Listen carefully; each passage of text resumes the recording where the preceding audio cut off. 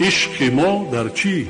عشق ما در پول، عشق ما در ماشین، عشق ما در خانه و وای کردن. مهر و محبت انسانی نیست. اکا و دادری و اپا و خواهری پس شده ایستاده است. حتی فرزند پدری هم کاسته شده ایستاده است. یک شاد بودن در کار، یک بریدن آن نان خاک باشد آبی خنک، چهره کشاد داشتن ما بکر. مردمی تاجیک، خلق تاجیک از ازل مهمان نواز است، مهمان دوست است. زندگی ما شما در هیچ زمان، در هیچ حالت، هیچ وقت روح افتاده نشوید. نگوید که آن کس دارد من ندارم. حسد نبرید.